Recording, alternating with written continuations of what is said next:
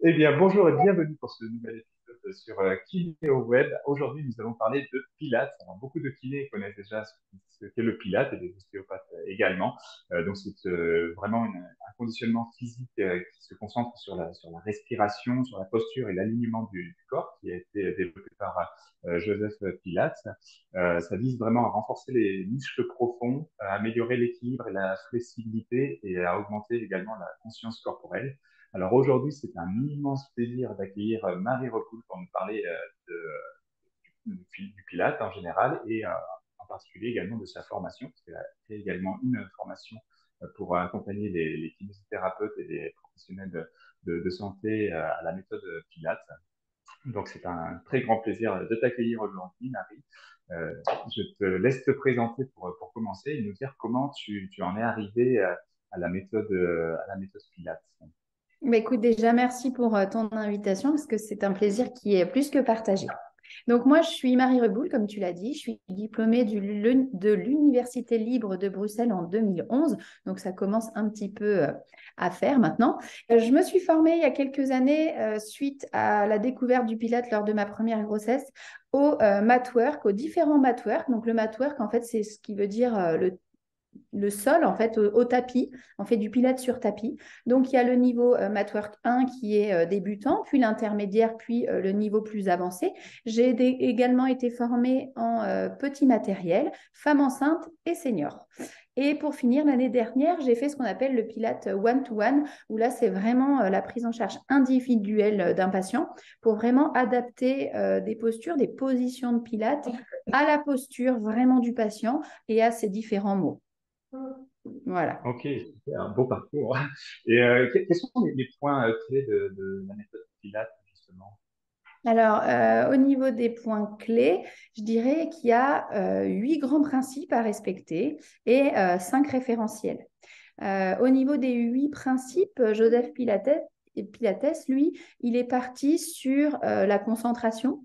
En fait, il y a tellement de choses à penser quand on fait un exercice de Pilates qu'on ne pourra pas penser à ce qu'on va pouvoir faire à manger ce soir ou à la réunion du lendemain. Donc, ça permet vraiment de se recentrer sur soi-même. Il va y avoir un contrôle dans le mouvement, vraiment. Le centrage, donc ça va être un des facteurs très importants, c'est tout ce qui va être transverse, on verra un des muscles les plus importants des abdominaux, mélangés au périnée. Donc voilà, le centre, ce qu'on appelle le corps aussi, C-O-R-E. Il va y avoir la précision, la fluidité du mouvement. Au plus on va le pratiquer, au plus on sera précis, on saura dans quelle position aller se placer pour engager encore plus profondément ses muscles. L'isolement qui va être important, et ça on le retrouve aussi en kiné, parce que quand on veut travailler une certaine articulation, un groupe musculaire ou même un muscle précis, il va falloir relâcher éventuellement le reste du corps pour aller à terme chercher la fonction du muscle. Ce sera toujours notre objectif en tant que professionnel de santé, et donc la régularité. Voilà, un peu les mêmes principes finalement que la kiné.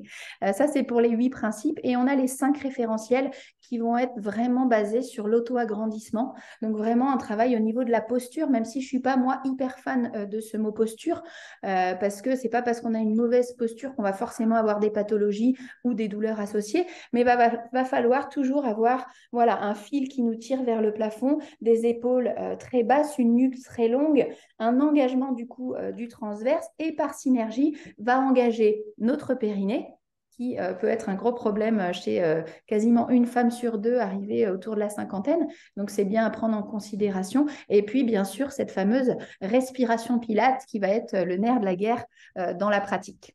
Voilà pour les principes et les référentiels de cette superbe méthode. Ok, super. Et effectivement, tu le lis vraiment avec la kinésithérapie.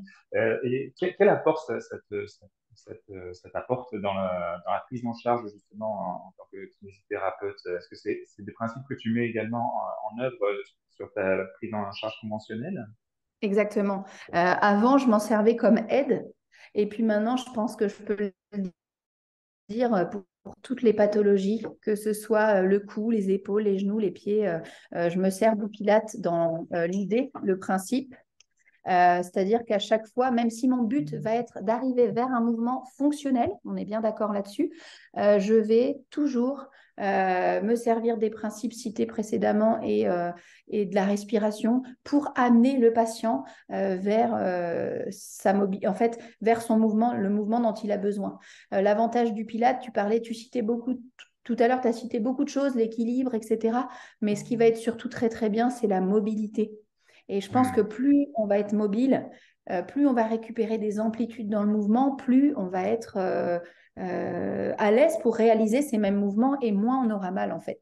Quand les gens ils parlent de ce fameux faux mouvement, alors c'est pareil, je dis ce fameux parce que c'est un terme que une fois de plus j'aime pas, mais les gens le disent donc je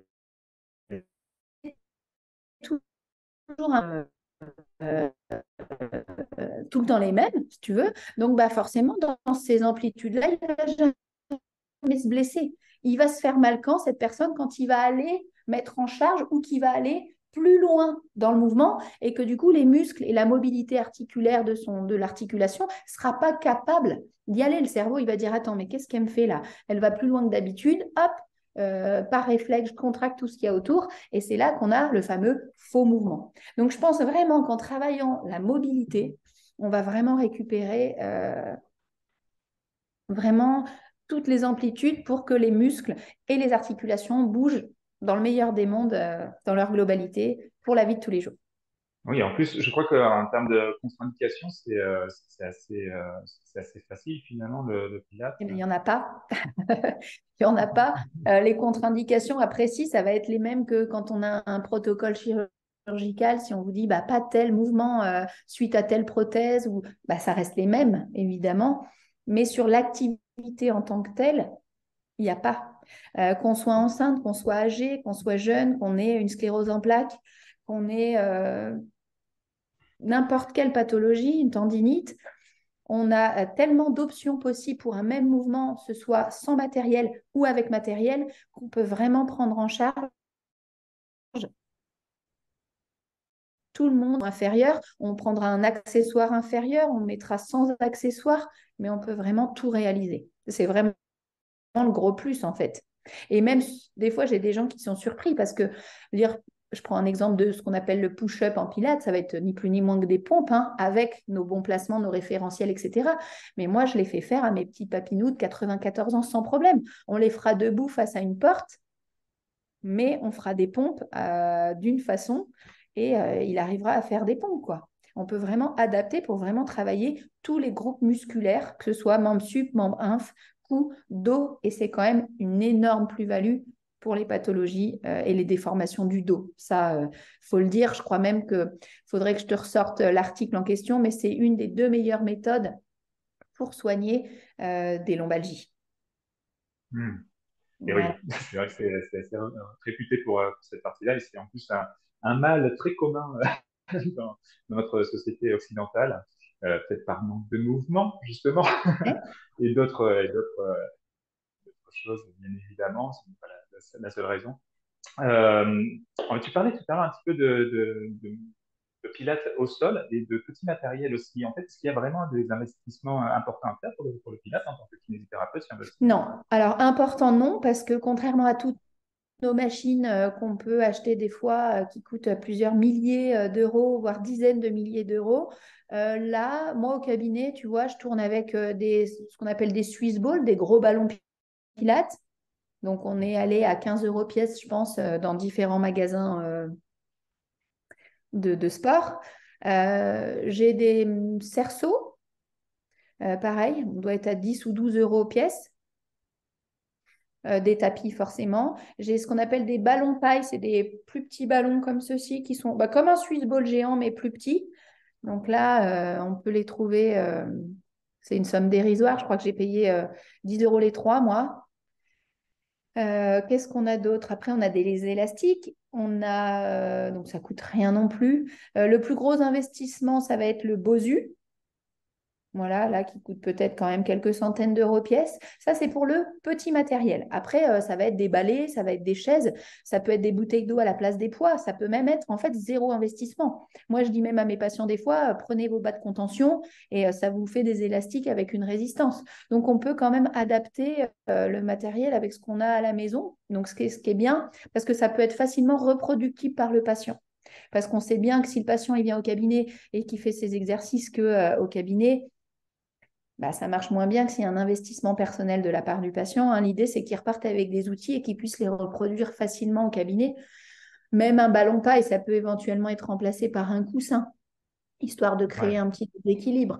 Voilà. Après, ça, c'est pour le petit matériel, comme tu l'as bien précisé. Et après, il y a du gros matériel en pilates qui coûte un petit peu plus cher, qui sont des réformeurs. Je ne sais pas si tu vois ce que c'est. C'est une table avec des élastiques, enfin des ressorts qui ont différentes intensités. Ça peut aller entre 2 et 5 000 euros pièce. Voilà, suivant s'ils sont pliables ou pas. Il y a des barrels et des chaises pilates, voilà, qui peuvent coûter plusieurs centaines d'euros. Mais avant même d'investir dans ce matériel-là, on peut déjà faire beaucoup, beaucoup, beaucoup de choses simplement, vraiment. Il y a le form roller aussi, un rouleau de mousse à peu près, qui peut faire 90 centimètres de long ou plus court, qui peut servir de rouleau de massage aussi, les gens le connaissent pour ça. Nous, on s'en sert comme moyen de déséquilibre, qui est hyper intéressant au niveau de l'équilibre et de la proprioception. Et ça coûte pareil, allez, 20 euros pièce. Ah, c'est super parce qu'en plus, tu disais vraiment la partie autonomisation des patients, moins de matériel finalement. En cabinet, on peut avoir du matériel, mais plus on va donner au patient des exercices qu'il peut reproduire chez lui très facilement sans investissement sur matériel, ou avec des astuces, comme tu disais, avec les bouteilles d'eau, les bas de contention, c'est vraiment, ça leur permet d'être autonome par la suite et de comprendre des principes à travers les sessions en cabinet et de pouvoir les reproduire après chez eux et de les Exactement. maintenir dans le temps au-delà, donc d'être vraiment autonome par la suite. Bah, je pense que c'est Ok, ça le secret, comme tu as dit, c'est maintenir dans le temps. Ça veut dire qu'en fait, au plus le patient sera régulier, et puis avant, il y a la compliance thérapeutique quand même, il y a l'alliance thérapeutique. C'est que si le patient il voit qu'en séance, ça lui fait du bien, il va se dire, OK, celui-là, ça me fait du bien, j'aurai plus facile à le reproduire à la maison quand je sentirai des tensions. Et au plus il le fera, et ben, on reviendra sur ce qu'on a dit tout à l'heure, au plus il sera mobile. Et au mieux, au moins, il aura mal en fait. Donc, une fois que tu as réussi à avoir cette alliance thérapeutique avec ton patient, avec des choses simples, reproductibles dans la vie de tous les jours, ben, c'est là que le match est gagné, clairement. c'est Et le super. Pilate va Euh, permettre vraiment de faire ça, quoi. Parce que ouais, rien que la respiration, tu vois, on parlait tout à l'heure du transverse qu'engage le périnée, qui va un petit peu combler cette lordose lombaire et qui va venir renforcer ce bas-ventre et donc soulager les maux de dos. Rien que la respiration, sans même aucun matériel, tu es assis sur ta chaise au bureau ou à la maison, tu penses à tes 5 référentiels et tu appliques la respiration en pilates. Tu fais ça plusieurs fois par jour et ça te suffit à te sentir mieux, quoi. Parce qu'en plus, la respiration, alors c'est pas le sujet du jour, mais ça a des bienfaits aussi au niveau de la cohérence cardiaque, de l'apaisement, du stress, machin. Donc, tu vas vraiment te faire du bien en prenant que quelques minutes dans la journée pour toi. oui, on parle Donc, beaucoup de pleine conscience et en fait, le Pilates regroupe aussi beaucoup cette partie de pleine conscience. exactement, exactement. Et pour la partie, donc pour les kinésithérapeutes, ostéopathes, les personnes qui veulent se former, j'ai vu que tu avais créé donc une formation il n'y a pas très longtemps Et oui. sur Physio Learning. Félicitations, parce que c'est quand même du boulot. Oui, alors ça, c'est des heures de travail et des nuits blanches, je te confirme. Et c'est toujours un travail de remise en question parce que dès que je vois ou je pense à un nouvel exercice, je vais le mettre dans la formation. Donc, elle est sortie effectivement début 2023. Il y a celle de Physio Learning en e-learning qui vient de sortir. Et puis, comme il y a quand même pas mal de demandes et que ça a l'air de plaire, j'ai ouvert avec d'autres organismes de formation qui sont Physio Body Institute, Access Formation et PIO Formation qui est avec Perrine Tramoni. Je sors cette formation en présentiel maintenant.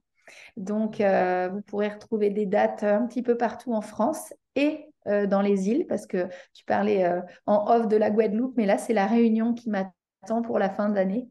Donc, je vais aller faire cette formation. Donc, dans cette formation, pour t'expliquer un petit peu, justement, avec mes 11 ans d'expérience, toutes mes formations de Pilates, comme dans toutes les formations, hein, même si je prône le Pilates, il y a des choses qui sont plus ou moins intéressantes. Et j'ai essayé de regrouper ce qui me semblait à moi le plus intéressant et le plus facile à mettre en pratique au cabinet avec les patients.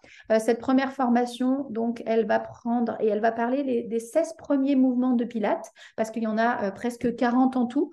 Donc, on va s'intéresser aux 16 premiers avec des options différentes sur ces premiers, avec des options sans matériel ou avec tout le petit matériel qu'on a cité tout à l'heure.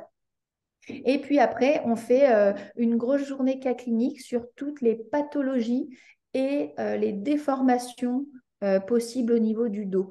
J'insiste pas sur que les pathologies parce que comme tout à l'heure on parlait de posture, c'est pas parce que tu as un dos qui est déformé, même une scoliose ou autre chose, que tu auras forcément des douleurs. Donc j'insiste sur ça. Donc on peut parler de tout ce qui est syphose, enfin hypersyphose pour le coup, pas la syphose en soi parce que ça c'est une courbure naturelle, donc hypersyphose, hyperlordose, scoliose, ce qu'on appelle les patients swayback, les patients la military flat, les dos plats, les dos creux, les dos ronds, les hernies discales, l'ostéoporose, les spondylolisthésis. Je crois que je fais un gros tour là, mais voilà, on va passer une journée à voir quelle possibilité de traitement, quel exercice proposer à telle ou telle pathologie en fonction des différentes déformations des dos.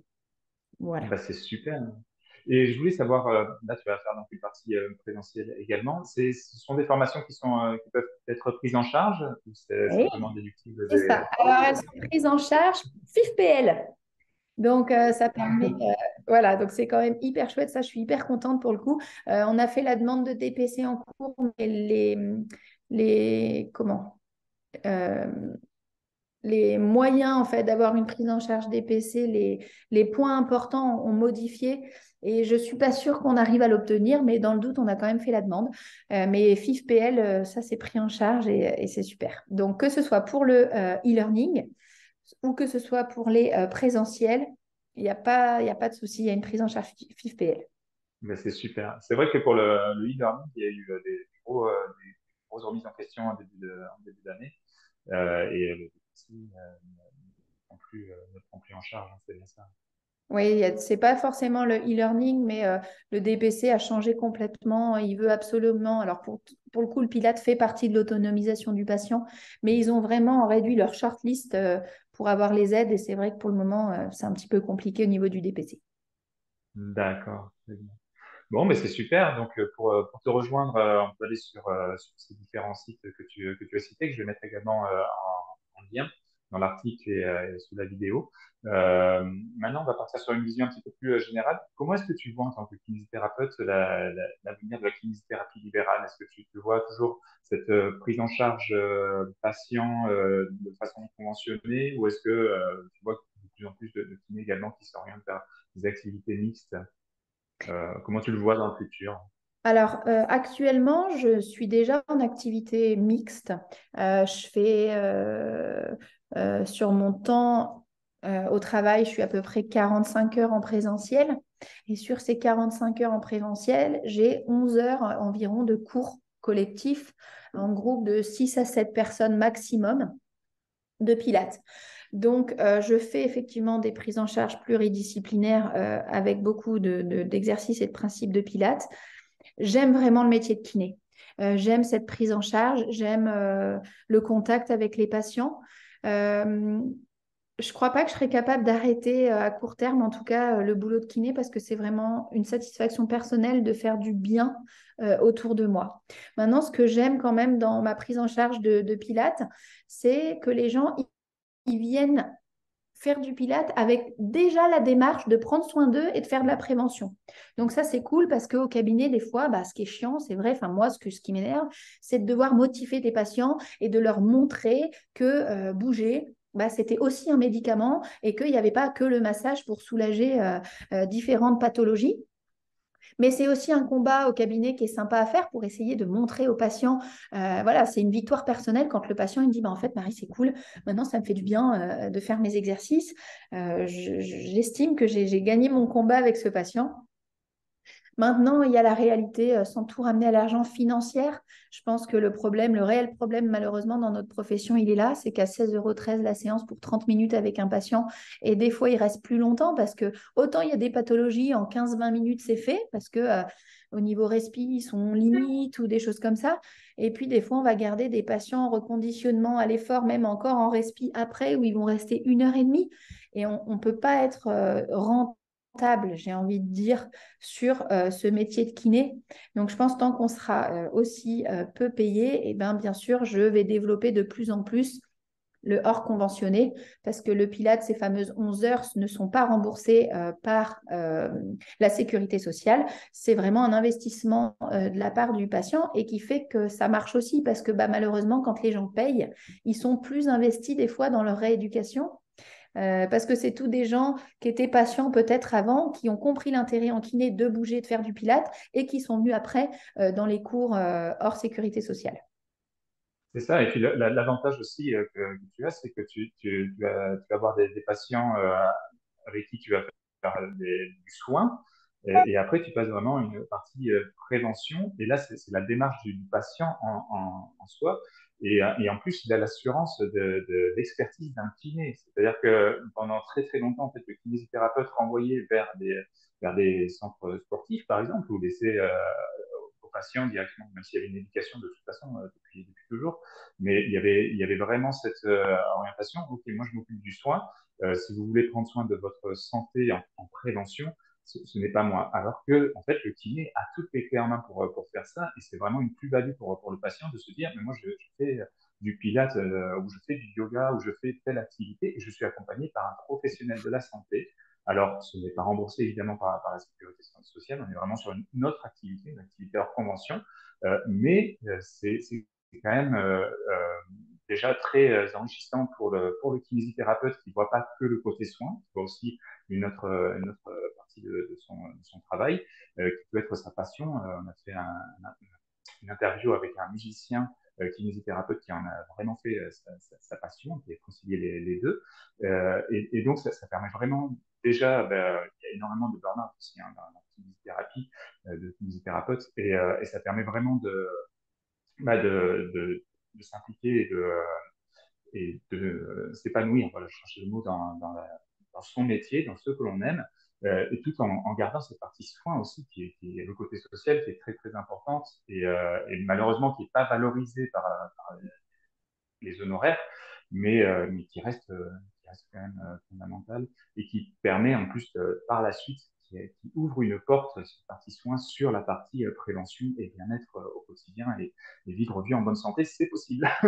C'est ça. Donc, oui, c'est tout à fait ce que je remarque dans les différentes interviews. Et moi, c'est ce que je pense aussi depuis pas mal d'années. C'est pour ça que j'accompagne aussi les kinés dans leur communication depuis que enfin, non, c'était autorisé en 2012 officiellement, et moi j'ai commencé en 2016.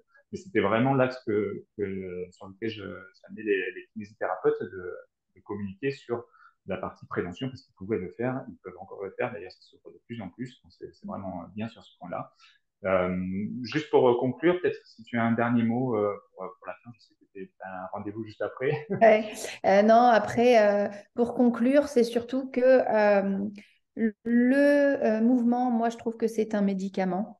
Je pense que tu parlais beaucoup de coach, de kiné. Je pense qu'effectivement, nous, c'est une plus-value de venir voir des kinésithérapeutes parce qu'on a une formation basée sur les pathologies avec une certaine connaissance anatomique. Maintenant, je vais quand même souligner qu'il y a certains coachs qui sont quand même très bien formés. Je pense que c'est important de le dire aussi. Et je pense que les gens, quand ils vont consulter comme ça pour faire de la prévention, c'est intéressant, peut-être effectivement sans forcément prendre qu'un kiné, parce qu'il y a aussi des mauvais kinés, hein, faut dire ce qui est. Je pense que c'est important peut-être de s'intéresser au parcours effectivement de la personne avec laquelle ils ont envie de travailler pour savoir si elle s'est formée régulièrement, pour savoir quelles sont ses plus-values et ses connaissances en anatomie. Je pense que c'est important. Le Pilate, je le répète, c'est zéro contre-indication. Ça peut manquer des fois un petit peu de tonus pour certains qui prétendent que c'est un sport de vieille ou de femme. Je leur mets au défi de venir faire un cours avec moi. Parce que c'est comme le yoga, il y a différentes façons de faire, comme il y a différents kinés, on a tous des approches différentes. Et je pense que c'est pas forcément si simple.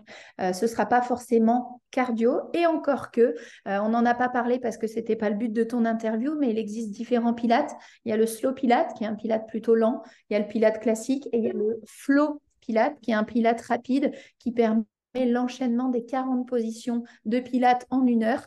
Donc, c'est assez intense. Maintenant, je pense que pour arriver vers ce flow, il faut quand même avoir une maîtrise des positions pour ne pas prendre de mauvaises positions et créer des tensions inutiles. Mais je mets au défi tous ceux qui ne connaissent pas ou qui pensent que c'est un sport de gonzesse de venir tester un cours et surtout de venir se former parce que sincèrement, alors j'ai que, on va dire, 10 ans d'expérience, ça peut paraître beaucoup et pas beaucoup, mais je pense sincèrement que le Pilate est un outil hyper intéressant et hyper complet pour la prise en charge de nos patients et surtout, c'est une formation qui va vous permettre de progresser sur votre point de vue cabinet et surtout vous permettre d'offrir des soins hors convention et de vous permettre de faire une activité déconventionnée, de mettre un petit peu de beurre dans les épinards en joignant l'utile à l'agréable, en faisant une formation qui peut être et pour vos patients et pour vous. Et donc ça, vraiment, je vous invite vraiment à découvrir cette, cette activité qui est un bon compromis à tout. Merci Voilà. beaucoup, Marie. Effectivement, Joseph Pilat n'était pas particulièrement. Enfin, il a eu des problèmes de santé importants, mais il était plutôt en forme, hein, Il a eu par une la santé suite. importante dès le plus jeune âge, et c'est ça qui lui a permis d'inventer, même pendant la guerre, le réformeur, où il prenait des lits avec des ressorts pour créer cette fameuse machine dont je parlais tout à l'heure. Joseph, il est né avec des gros problèmes de santé, mais avec un père, enfin des parents sportifs de haut niveau qui étaient déjà dans des médecines parallèles à l'époque, et il a vraiment créé cette méthode. Alors, on ne peut pas tout, c'est pareil, tous les principes ne sont plus valables en 2023, heureusement, la science a évolué, on ne peut pas rester Pilate que pro Joseph Pilates, à mon sens. Je pense que c'est aussi la différence avec d'autres organismes de formation qui font du très bon travail, mais qui restent sur du pro Joseph Pilate, et on sait bien qu'on ne peut pas tout. L'idée, c'est de prendre un petit peu de toutes les formations et de se faire sa sauce à soi.